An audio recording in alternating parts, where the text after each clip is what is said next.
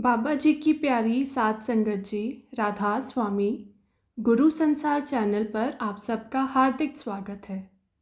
आज 8 नवंबर को ब्यास में सुबह सत्संग हुआ और शाम 4 बजे बाबा जी के साथ सवाल जवाब प्रोग्राम हुआ।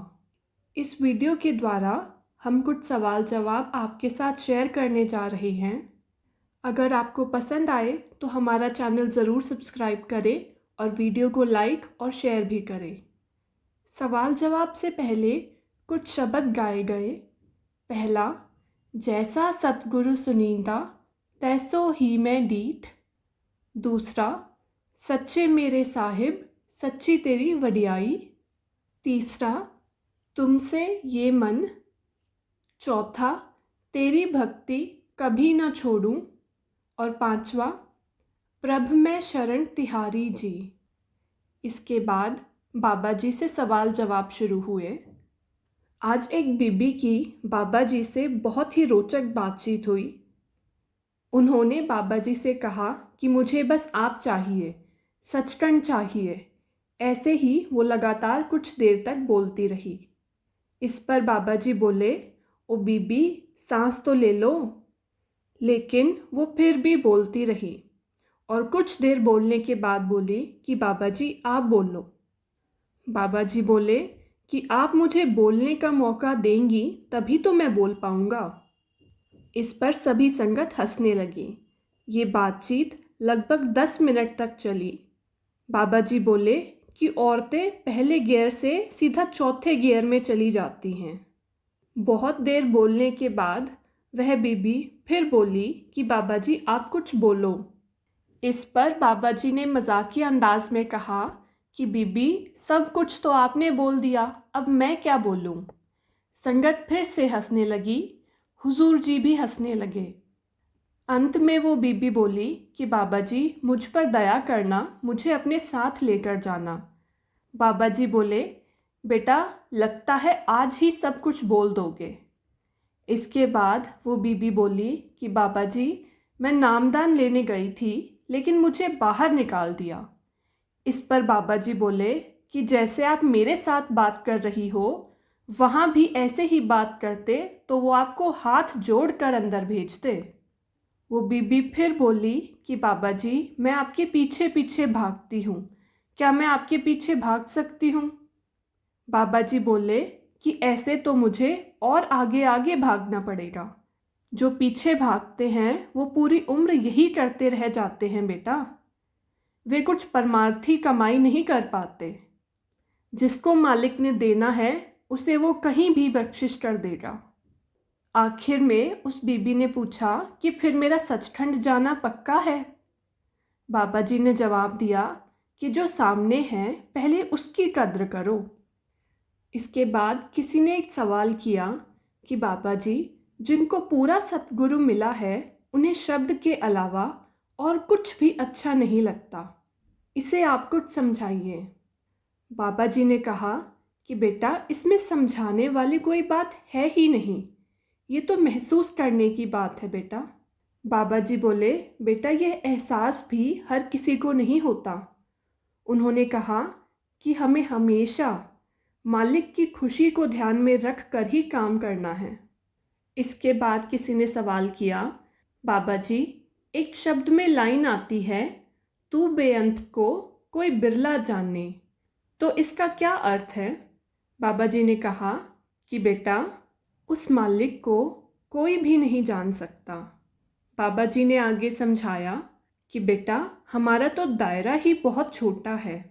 हमारे इस शरीर की यह अवस्था नहीं कि हम उस तक पहुंच सकें। जब हम इस शरीर के आगे बढ़ेंगे और उस परमात्मा के साथ जुड़ेंगे तभी हम ये सारी बातें समझ पाएंगे।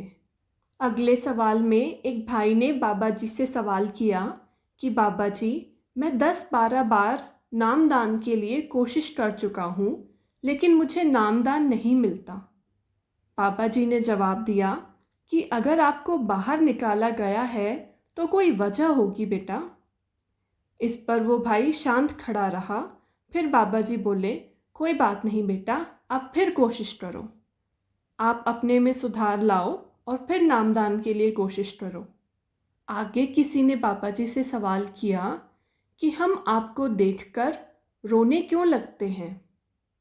जवाब में बाबा जी ने कहा कि बेटा, यह भावना की बात है, जिससे हमें अटैचमेंट हो जाती है, उसे देखकर हम भावुक हो जाते हैं।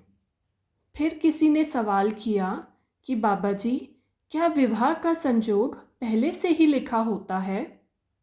बाबा जी ने जवाब में मजाकिया अंदाज में कहा, बेटा, शादी तो हो ही जाती है, लेकिन उसके बाद आती है गुलामी। शादी के बाद गुलामी करनी पड़ती है। यह सुनकर संगत हंसने लगी। आगे किसी ने सवाल किया कि बाबा जी, आपसे नामदान लेने पर भी कुछ बुरी आदतें नहीं जा रही। इस पर बाबा जी ने जवाब दिया कि बेटा, हम अक्सर मन को अपनी बुरी आदतों के लिए जिम्मेदार ठहरा देते हैं, लेकिन असल में मन की तो कोई ताकत होती ही नहीं, इसे तो ताकत हम देते हैं। आगे बाबा जी ने कहा कि बेटा, यह तो हम पर ही निर्भर है कि हम कैसे मन को अपने अनुसार चलाएं। अगले सवाल में किसी ने विनती की कि बाबा जी, आप मुझे आखिरी समय में लेने ज़रूर आना। जवाब में बाबा जी ने कहा कि बेटा, हमें इन सब चीज़ों के लिए परेशान नहीं होना, हमें तो केवल अपनी जिम्मेदारी पूरी करनी है। हमें उस मालिक का दिया भजन सिमरन करना है। अगर हम अपनी तरफ से कोशिश करेंगे तो वो मालिक भी ज़रूर बख्शिश करेंगे। फिर आगे किसी ने कहा कि बाबा जी, आपके अलावा मेरा कोई नहीं है। इस पर बाबा जी ने कहा कि बेटा, मालिक तो हमेशा हमारे साथ रहता है, वह तो सदा हमारे अंग संग है, लेकिन हम ही भटक जाते हैं, हम ही भूल बैठते हैं कि वो मालिक सब कुछ देखता है। इसलिए बेटा, अच्छे इंसान बनो, भजन सिमरन करो। हमें कोशिश करनी है कि हम उस मालिक के भाने में रहें। आगे किसी ने सवाल किया कि बाबा जी, किसी को नामदान नहीं मिला, लेकिन फिर भी उसे प्रेम का एहसास होता है। बाबा जी ने कहा कि बेटा, उसे नामदान ले लेना चाहिए।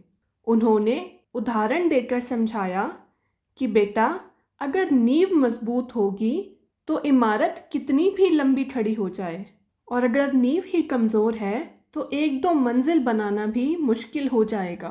आप अभी किताबें पढ़ो, सेवा करो, सत्संग सुनो, इससे आपकी नींव पक्की होगी और आगे भजन सिमरन में भी सहायता होगी। इसके बाद किसी ने सवाल किया कि बाबा जी, सांस लेने से भी कर्म बनते हैं, क्या करें। इस पर बाबा जी ने कहा कि बेटा, हम छोटी छोटी बातों का तो हिसाब रख ही नहीं सकते। न जाने हर रोज़ हम जाने अनजाने कितने कर्म बनाते हैं। इस हिसाब किताब में लगेंगे बेटा तो जीना मुश्किल हो जाएगा। इन सब का केवल एक ही उपाय है, वो है भजन सिमरन, नाम की कमाई। अगर भजन सिमरन करेंगे तो ये सब अपने आप खत्म हो जाएगा। संगत जी, ये आज के कुछ सवाल जवाब थे। कल भी शाम 4 बजे ब्यास में बाबा जी का सवाल जवाब प्रोग्राम है और सुबह सत्संग है। इसी तरह हम कल के भी सवाल जवाब आपके साथ शेयर करेंगे। इसके लिए आप हमारे चैनल को ज़रूर सब्सक्राइब करें। राधा स्वामी।